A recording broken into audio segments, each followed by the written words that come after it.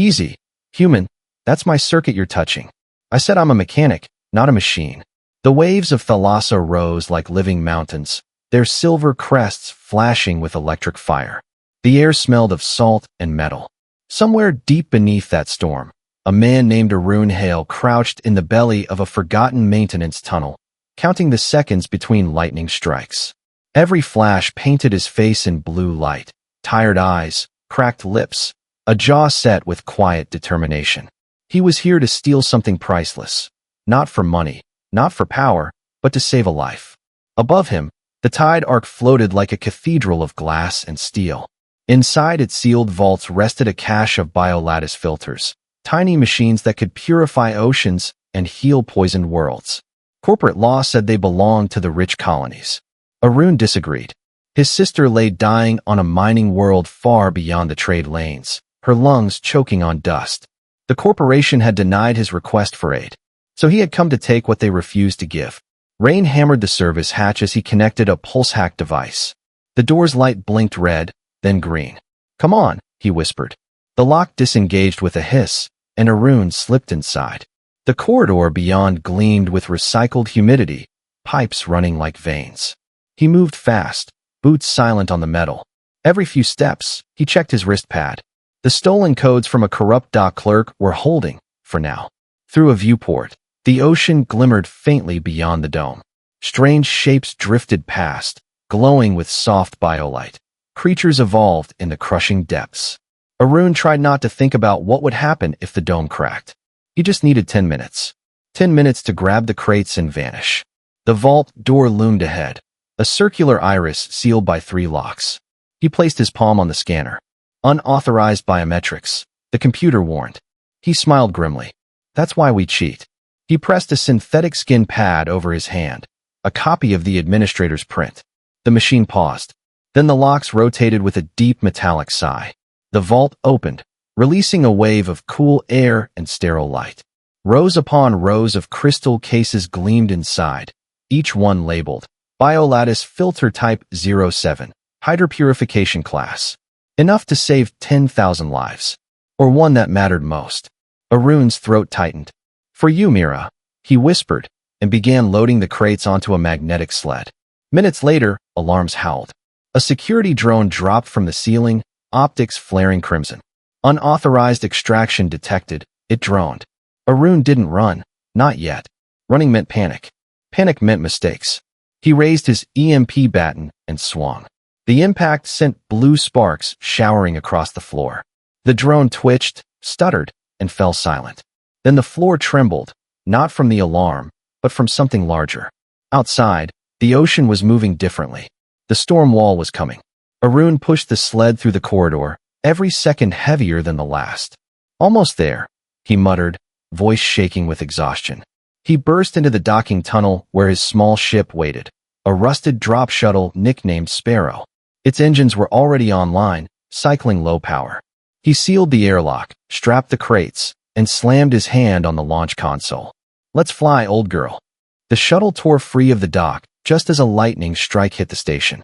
The blast lit the sea in blinding white. Pressure alarms screamed. Arun fought the controls as the storm hurled him sideways. The shuttle spun, metal shrieking, waves crashing like walls of glass.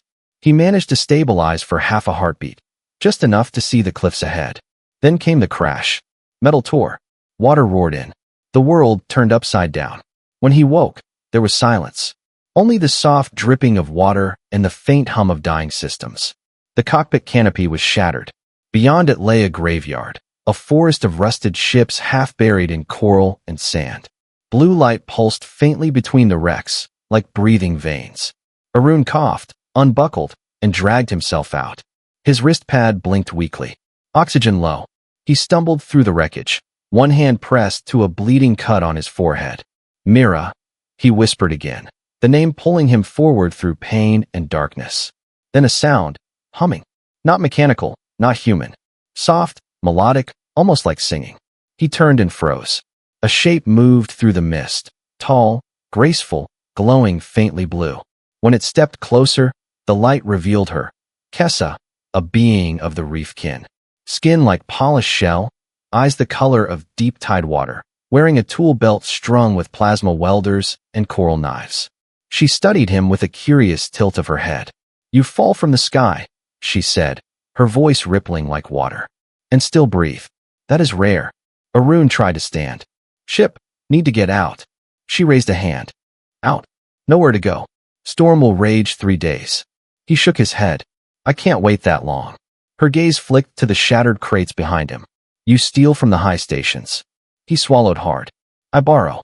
To save someone." Something unreadable crossed her face. Pity, maybe respect. Then she pointed toward the broken city lights beyond the reef. "If you live, you work. My engine is dying. You fix it. I hide you." Arun hesitated, watching lightning fork across the horizon. The wind howled like a beast. He looked back at the shattered wreck of his shuttle, his only way off this world now a twisted ruin. He nodded once. "Deal." Kessa smiled, sharp and strange. "Good. Then come, Sky Thief. The tide waits for no one." And as the storm swallowed them both, Arun Hale took his first step into the drowned world that would test everything human inside him. When Arun woke again, it was to the sound of waves beating against metal walls and the faint hum of generators struggling to stay alive. The air tasted of rust and salt. He was lying on a makeshift bed, patched together from old cargo netting. For a moment, he thought he was still dreaming, until he saw her. Kessa stood by the doorway, welding sparks reflecting off her silver-blue skin. Her eyes glowed faintly in the dim light as she worked, the hum of her plasma torch blending with the ocean wind outside. "You're awake," she said without looking at him. "Good. You can lift things. The tide engine won't fix itself." Arun sat up slowly, pain biting at his ribs. "You saved me," he said. She shrugged. "You saved yourself. I just dragged what was left." He looked around. The room was really a cavern carved from coral and wreckage. Rusted ship ribs formed walls, and glowing kelp bulbs hung like lanterns. The entire place felt alive, breathing, creaking with the ocean's pulse. Kessa tossed him a tool belt. "You said you were an engineer, human. Prove it." Outside, the city waited, Skelter Harbor, she called it. A floating maze of half-sunk towers and bridges tied together with rope and hope. Entire families lived on rusted decks, trading scraps for water. The waves rose higher every year, and soon, the city would drown unless someone restarted the ancient tide engine, the massive turbine buried beneath its heart. As they walked, Arun noticed people staring, thin, coral-skinned reefkin with luminous eyes. Some whispered in their own tongue, some spat into the water as he passed. "They don't like humans," he said quietly. "They don't like anyone who brings trouble," Kessa replied. "And you, Sky Thief," screamed Trouble. The workshop was chaos, broken propellers, dead battery pods, and corroded circuits stacked in mountains. The tide engine's control board stood in the center, flickering weakly like a dying heart. Kessa kicked a panel in frustration. "The regulator's dead. Pressure keeps spiking. When it fails completely, the floodgates open, and this city goes under." Arun crouched beside the panel. The design was alien, but logic still lived in the wires. "You tried to override the safety fails," he said after a minute. "That's why it keeps resetting. You're fighting the system instead of feeding it." She crossed her arms. "You think you can do better?" He smiled faintly. "I don't think. I know." He scavenged parts from old drones, wiring, fuses, bits of metal, and began crafting something that had no right to exist. A regulator made from kitchen valves, a cooking pot, and half a drone's core. Sweat rolled down his temples as he worked. Sparks burned tiny holes in his sleeves. Kessa watched in silence, arms folded, tail flicking in faint amusement. "You humans build with garbage," she muttered. "Garbage builds miracles," he replied. After an hour, he connected the final cable. "All right, let's see if this corpse still wants to live." He threw the switch. The lights flickered, once, twice, and then the whole workshop glowed. The hum deepened, steady, alive. Outside, he heard the sound of turbines turning for the first time in years. Kessa's jaw dropped slightly. "You actually did it. Not bad for a thief, right?" She laughed, a strange musical sound like water over stone. "You're insane, but useful." The celebration didn't last. Within minutes, the harbor's old speakers crackled to life. A harsh, guttural voice echoed through the city. "This is Prefect Maudre of the Brine Cartel. To all residents of Skelter Harbor, hand over the human fugitive and the stolen filters. You have 12 hours before the floodgates open. After that, you all drown together. The city fell silent. Somewhere, a baby began to cry. Arun's stomach twisted. They tracked me here. Kessa didn't answer right away. She just stared at the turbines below, her face unreadable. Finally, she said, then we fix the tide engine faster. Or we die. He looked at her, at the streaks of oil across her arms, at the calm defiance in her eyes. You're not afraid? Her gaze met his. Sharp and steady. Fear doesn't stop the waves, human. Work does. The storm outside deepened, thunder echoing through the metal bones of the city. Arun tightened his grip on the wrench and felt something shift inside him. Not just duty, but belonging. For the first time since Myra's illness, he wasn't alone. Together, they turned back to the glowing engine. One human, one alien, standing against the flood that wanted them both erased. And in that dying light, the city of Skelter Harbor began to breathe again. The ocean around Skelter Harbor had gone quiet, and that silence was never good. It meant the cartel's hunters were out. Somewhere beneath those dark waves, sonar eyes searched for a single human and his alien ally. Arun tightened the strap of his breathing mask as Kessa sealed the hatch behind them. Once we dive, she said, her voice calm but sharp, there's no turning back. The tunnels are older than this city. They twist, and they remember. He nodded. Then we'll remind them who we are. They stepped into the abyss. The sea swallowed them whole. The water was cold and endless, thick with floating dust that shimmered like starlight. Faint blue glows marked the tunnel entrances, remnants of ancient machines still pulsing after centuries. The pair swam side by side, the silence broken only by their breathing and the soft hum of Kessa's rebreather fins. Stay close, she warned. The cartel's manta drones patrol here.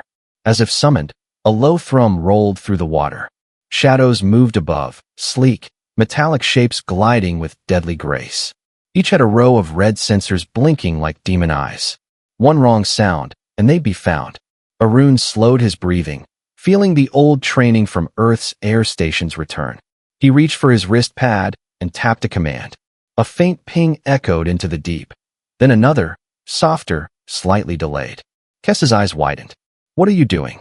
Teaching them a song, he whispered. He had looped the drone's sonar, sending them chasing false echoes through the dark. It was an old Terran trick, one part science, one part mischief. The drones followed the phantom pings into the trench and vanished.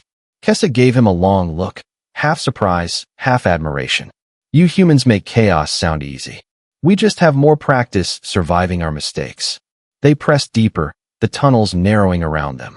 Strange coral growths pulsed on the walls, glowing with trapped energy. Finally, they reached a chamber filled with forgotten machines. Engines, turbines, crates fused into coral skeletons. There, Kessa pointed. Flux keel, the heart of the tide engine. Without it, the city dies.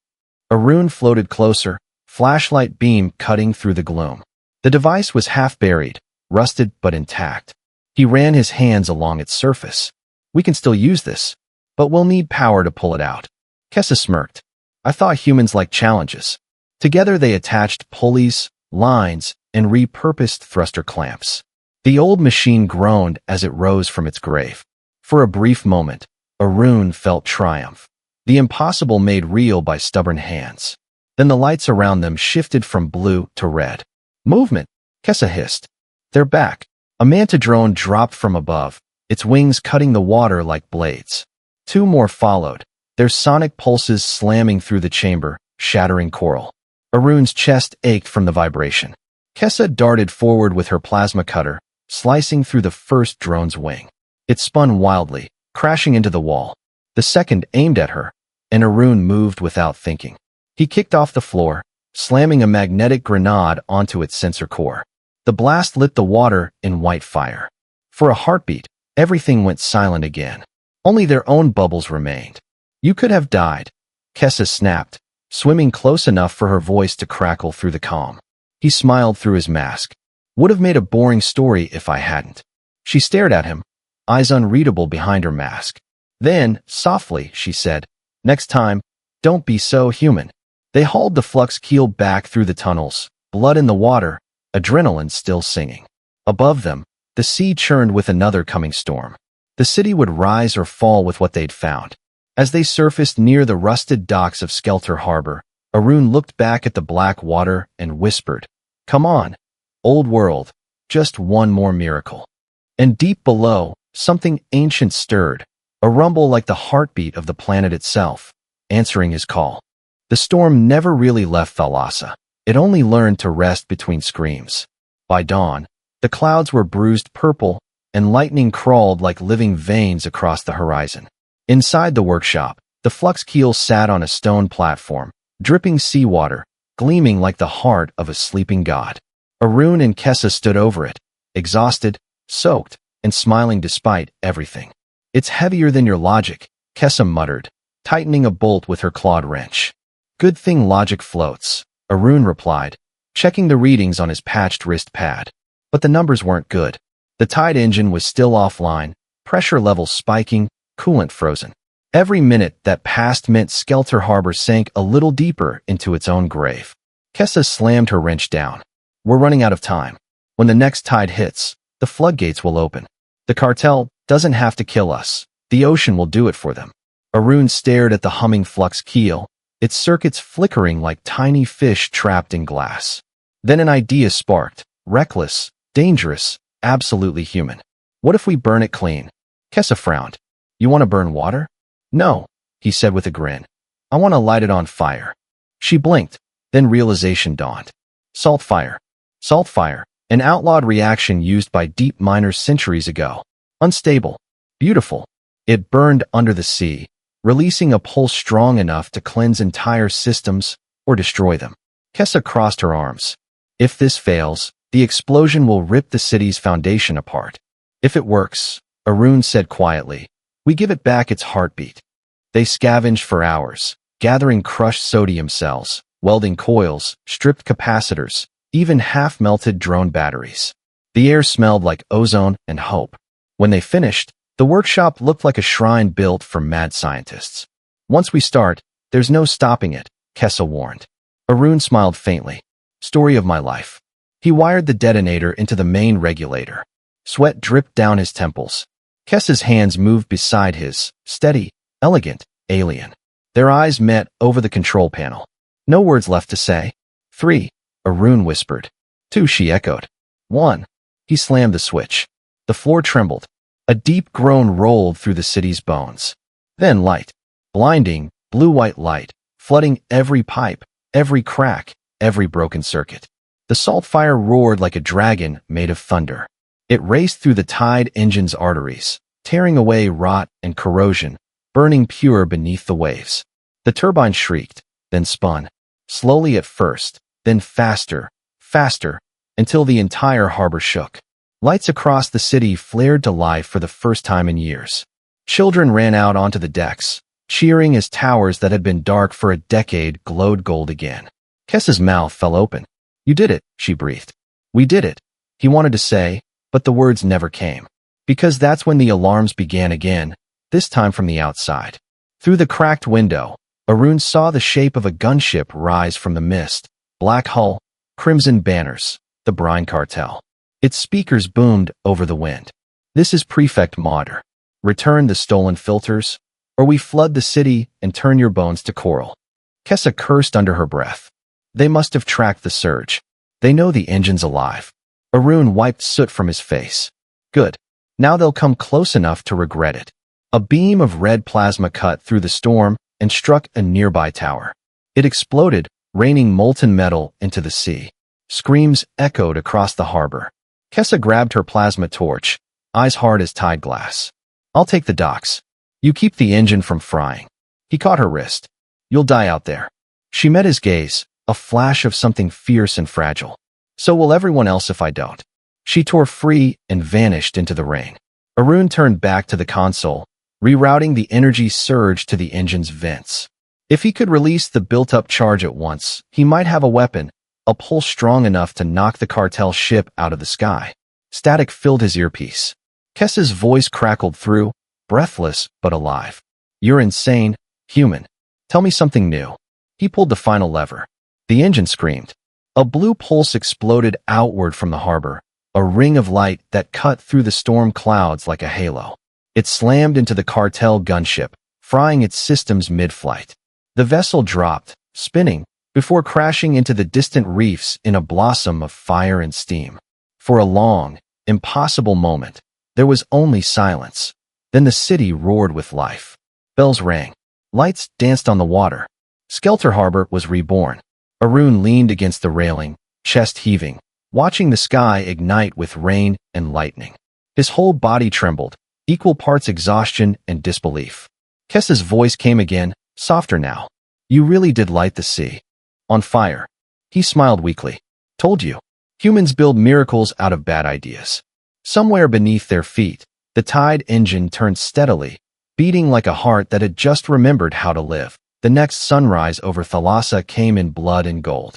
The ocean steamed where the wreck of the cartel gunship still burned, its twisted hull half sunk in coral and smoke. The city was alive, lights flickering, turbines singing, but peace had not come. The moment power returned, the war began. From every radio, every drone speaker, came the voice of Prefect Maud, thick as oil. Citizens of Skelter Harbor, he thundered, you have stolen from the brine cartel.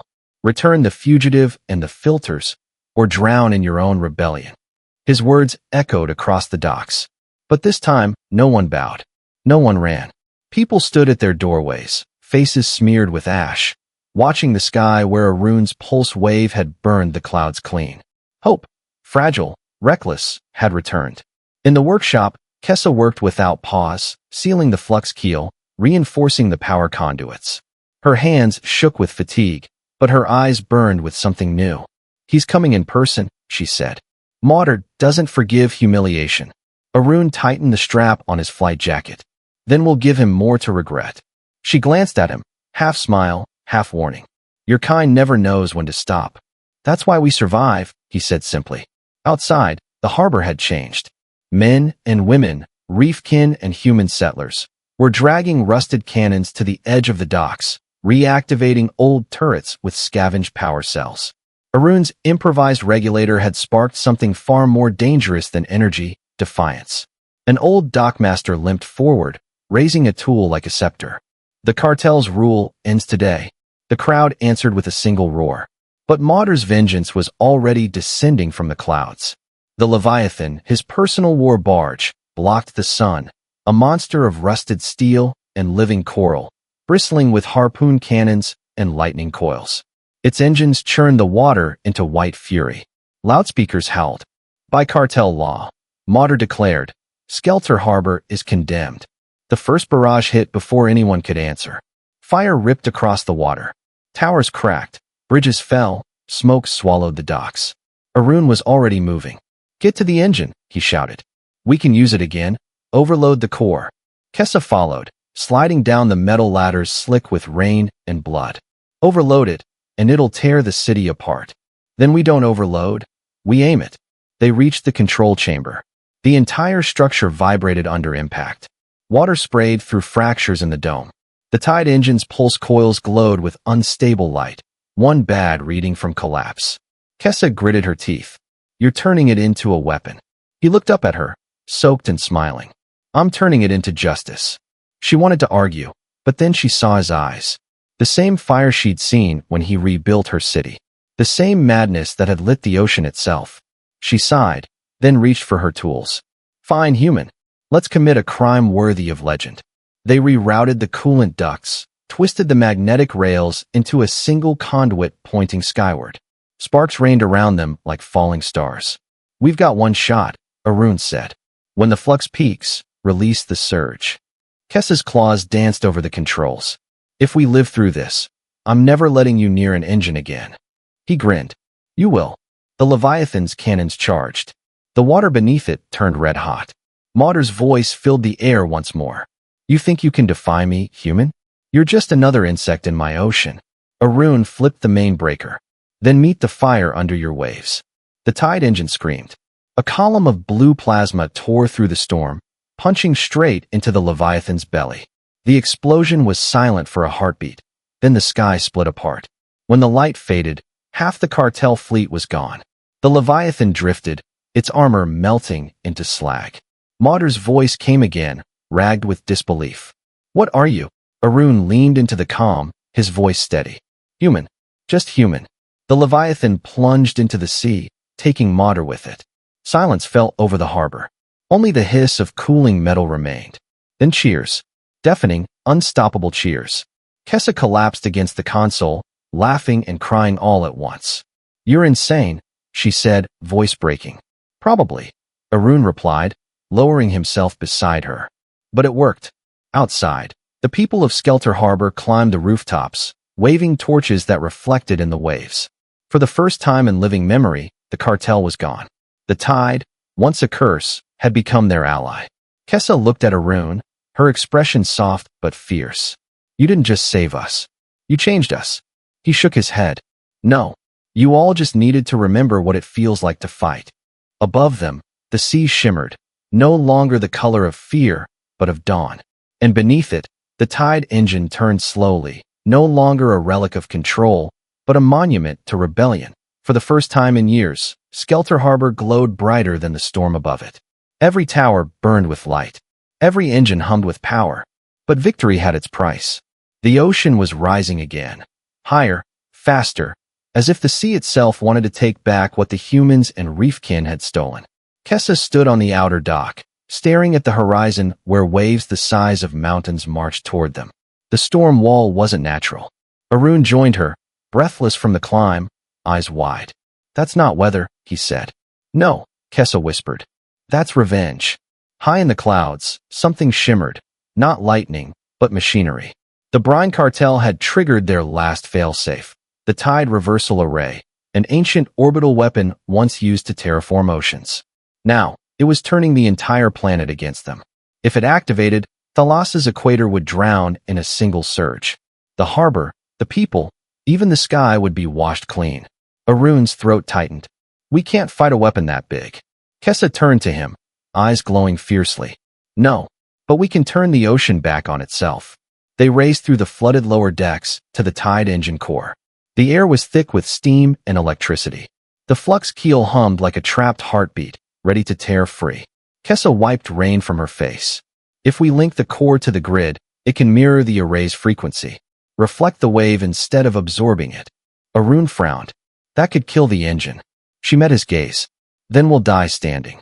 They worked side by side, bodies slick with oil and sweat, lightning illuminating their faces through broken skylights. Arun's hands moved fast, instinct guiding him. He rerouted conduits, twisted fusion cables, and patched the damaged stabilizers with whatever he could find: copper wire, drone wings, even pieces of his own shuttle armor. Plug in the manual regulators, he shouted. We'll need to time the reflection perfectly. Kessa nodded, her voice barely audible over the rising storm. When the ocean speaks, you'd better listen. The city trembled. Outside, the tide began to roar, pulling ships and debris toward the deep. People screamed prayers to gods they didn't believe in. Then the first wave struck. It wasn't water anymore. It was force, a wall of energy wrapped in salt and thunder. It slammed into the harbor, tearing through structures, bending towers like reeds. The tide engine shrieked under the pressure. Sparks danced across its housing. Hold it, Arun shouted. We're almost synced. Kessa gritted her teeth, gripping the control levers with all her strength. The frequency's off by 1 decimal. I know. Then fix it. Working on it. The engine pulsed blue. For a moment, it seemed to collapse inward, then expand, releasing a surge brighter than daybreak. A wall of light exploded outward, meeting the incoming wave head-on. The two forces collided in the heart of the sea. The water rose higher, paused, then turned. The reflected surge raced back toward the horizon, tearing through the storm like a mirror shattering across the sky. The orbital array flickered, overloaded by its own echo. From the clouds, it fell, a burning streak of light plunging into the far ocean. The shockwave hit moments later. The docks shattered, the city bucked, and Arun was thrown backward. He hit the railing hard, the world blurring in white and sound. When the noise faded, there was only rain. He coughed, dragged himself upright. The harbor still stood, battered, broken, but alive. Kessa was on the platform, half buried under debris, her silver-blue skin streaked with ash. Arun stumbled toward her, pulled away the wreckage. Her eyes fluttered open, dazed but alive. "You did it," she whispered. "We did it," he corrected, gripping her hand. Above them, the sky had cleared. For the first time since either could remember, Thalassa showed its stars, countless reflections trembling on the calm sea. Kessa leaned back against the railing, staring upward. "When I was a child," she said softly, "I thought the stars were just holes where the sea leaked into heaven." Arun smiled tiredly. "Then tonight, I guess we patched a few of them." She laughed, weak but real. Down below, the people began to gather. Humans and reefkin stood shoulder to shoulder, faces illuminated by the engine's fading glow. Someone began to sing, an old work song from the docks, slow and rough. Then others joined in, until the whole harbor echoed with the sound. Kessa looked at Arun, her voice barely a whisper. "You've changed the tide." He shook his head. "No, Kessa. You taught me how." And as the last sparks of lightning faded beyond the horizon, the ocean finally went still, not dead, but listening. The storm was gone. The sea had gone still, too still, the kind of quiet that comes after the universe holds its breath. Skelter Harbor floated half-broken but alive, its towers cracked, its decks covered in salt and victory smoke. The tide engine hummed faintly beneath, like an exhausted heart that refused to stop beating. Arun Hale stood on the highest bridge, staring at the first sunlight he had seen on Thalassa since he crashed here. The rays hit the water, turning it from black to liquid gold. Beside him, Kessa leaned on the railing, her scaled hands still trembling from fatigue. "You did it," she said softly. "You made the sea obey." Arun smiled faintly. "No, we just reminded it we were here." The city below was already stirring. People emerged from shattered homes, blinking at the light like newborns.